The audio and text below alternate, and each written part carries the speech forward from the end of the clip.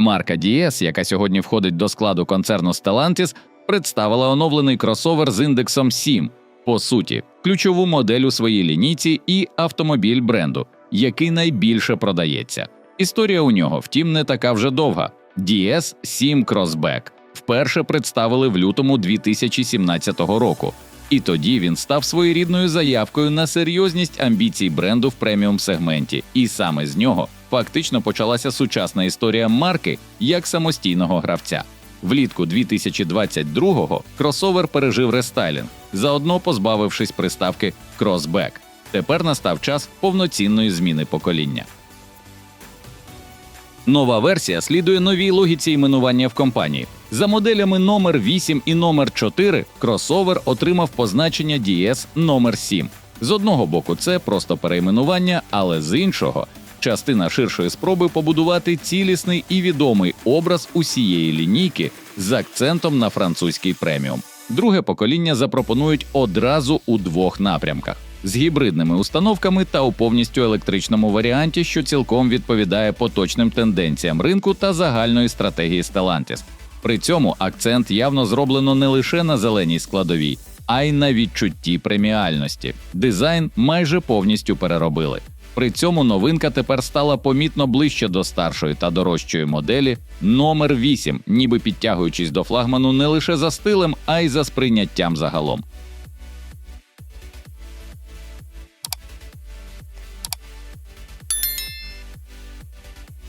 Номер 7 вирізняється купе-подібним силуетом, довгим капотом з акуратними виштамповками та короткими звисами. Передня частина отримала новий фірмовий стиль із V-подібною графікою світлодіодів та тонкими розумними фарами Pixel Vision.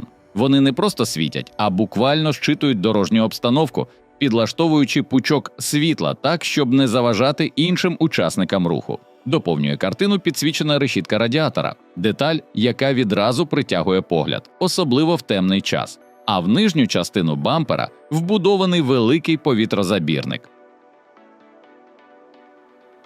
Кросовер забезпечили чорними глянцевими накладками по периметру кузова. У кросовера тепер більш оптічний силует, довші задні двері, втоплені ручки дверей, хромована смужка на верхній кромці бокового скління та збільшений на 40% панорамний дах. Ззаду – великі Т-подібні ліхтарі та акуратний спойлер, які логічно завершують образ. Залежно від версії, автомобіль оснащується колесами діаметром від 19 до 21 дюйма.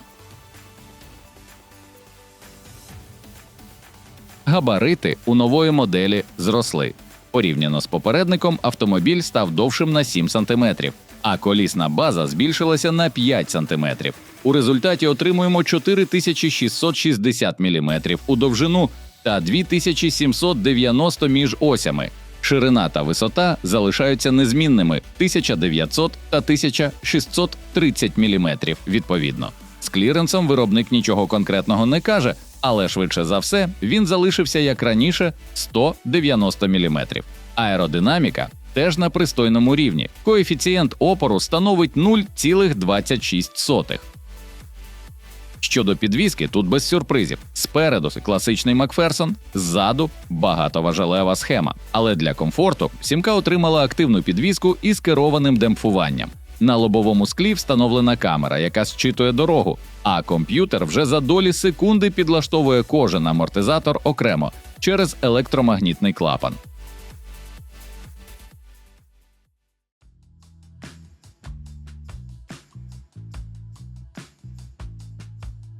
Всередині, у центрі уваги, 10-дюймова цифрова панель приладів та 16-дюймовий екран медіасистеми з підтримкою бездротового підключення смартфонів. Для тих, хто любить додаткові технології, є проекційний дисплей, цифрове дзеркало заднього виду та функція нічного бачення на відстані до 300 метрів. Вона вміє розпізнавати пішоходів, велосипедистів та тварин, спочатку підсвічуючи їх жовтим на панелі приладів, а потім червоним, щоб водій міг вчасно зреагувати. Крім того, номер 7 отримав комплекс DS – Drive Assist 2.0, систему напівавтономного керування другого рівня. Вона поєднує адаптивний круїз-контроль із функцією руху в заторах і утримання автомобіля в смузі та зміни смуги руху. Кермо виконано у фірмовому X-подібному стилі, сплюснутим зверху та знизу, а центральний тунель став дворівневим та отримав пристрій для бездротової зарядки смартфонів. Оздоблення пропонується в різних поєднаннях та кольорах – тканина, алькантара або шкіра напа з алюмінієвими або дерев'яними вставками. А для любителів музики є аудіосистема Focal на 14 динаміків із загальною потужністю 690 Вт.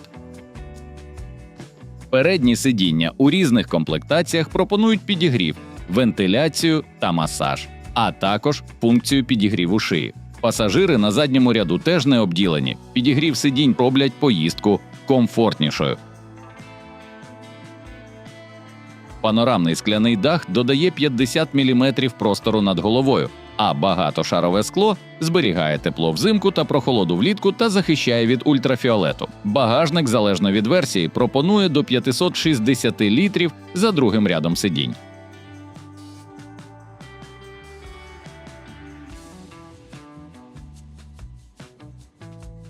На момент запуску номер 7 буде доступний як м'який гібрид, а також у 3 повністю електричних версіях. Майбутнє плагін гібридних моделей і доля дизельного двигуна поки не уточнені, але не виключено, що вони з'являться пізніше. Stellantis нещодавно заявили, що компанія планує знову звернути увагу на дизельні двигуни, враховуючи запити клієнтів. Для тих, хто поки не готовий повністю переходити на електрику, на старті передбачена м'яко-гібридна версія. Вона поєднує турбований бензиновий двигун об'ємом 1,2 літра з електромотором потужністю 28 сил, інтегрованим у 6-ступеневу автоматичну коробку передач з подвійним щепленням. Сумарна віддача системи – 145 сил, а середня витрата пального – 5,4 літри на 100 кілометрів. Завдяки 55-літровому баку теоретичний запас ходу може сягати 1000 кілометрів. Очікується, що м'який гібрид розганятиметься з 0 до 100 км на годину за 10,6 секунд і досягатиме максимальної швидкості 200 км на годину. Базова електрична версія йде з акумулятором на 73,7 кВт-годин і переднім електромотором потужністю 230 сил та крутним моментом 343 Нм. З таким комплектом автомобіль, за заявою виробника, може проїхати до 540 км на одному заряді. Трохи вище в лінійці знаходиться версія Long Range. Тут вже мотор видає 245 сил. Акумулятор трохи більший – 97,2 кВт-години, до речі, французького виробництва, а запас ходу зростає до 740 км.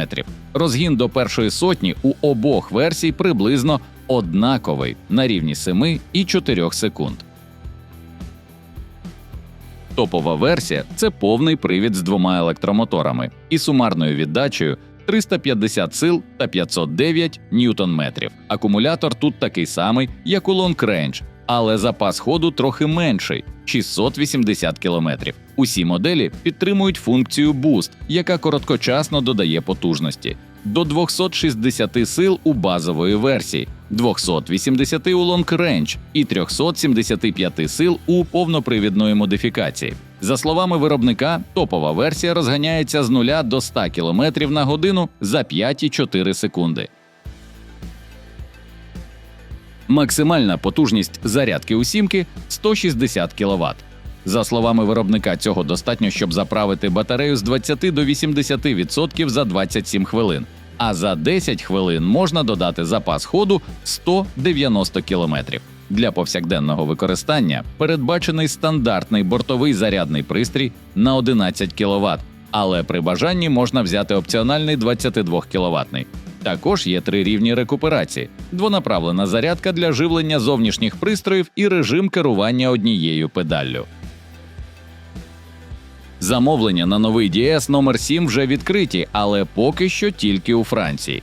І лише на базову електричну версію. Ціна на неї стартує від 64 200 євро.